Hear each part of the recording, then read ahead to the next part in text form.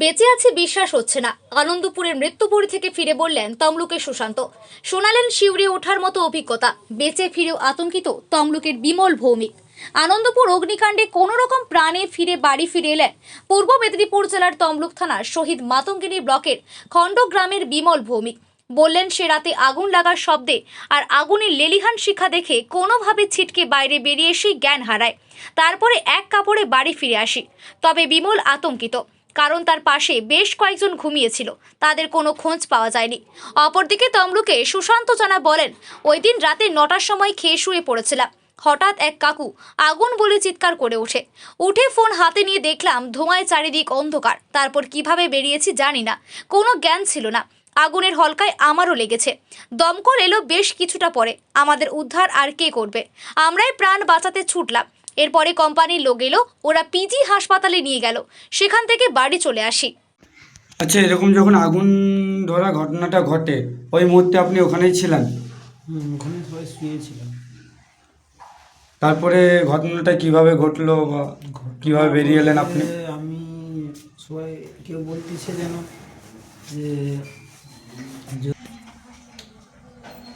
ঘটনা বলতে আমরা সবাই একসাথে শুয়েছিলাম। এবার কেউ যেন বললো যে আগুন লেগে গেছে, সব পালিয়ে জানালে সব মরে যাবে, এভাবে বললো।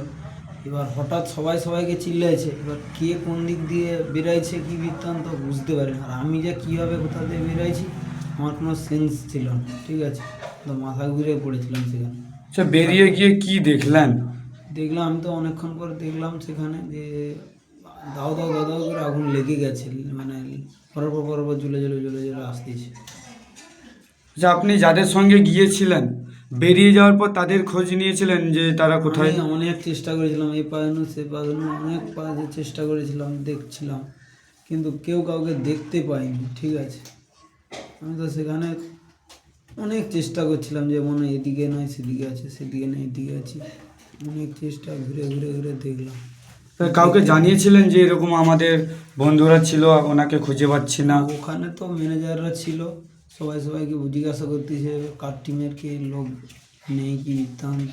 এবার আমি বললাম যে আমাদের টিম। কিসের কাজে গিয়েছিলেন আপনি? ফুলের কতদিন আগে গিয়েছিলেন? এই 4-5 দিনের জন্য গিয়েছিলাম। আচ্ছা, কখন বাড়ি এলেন? বাড়ি কালকে ওই 12টার দিকে এসেছি। কিভাবে বাড়ি এলেন? ফোন সঙ্গে নেই বা জামা কাপড় এরকম? ওইভাবেই কীভাবে আমি আসছি, আমি আর কোনো মানে সেন্স নেই। আমি যে আসছি কীভাবে কী বৃত্তান্ত আমি নিজেই জানি না। মানে ঠাকুর আমাকে কাছে কি কোনো টাকা ছিল আসার জন্য? ওই 100-150 টাকা মতন ছিল।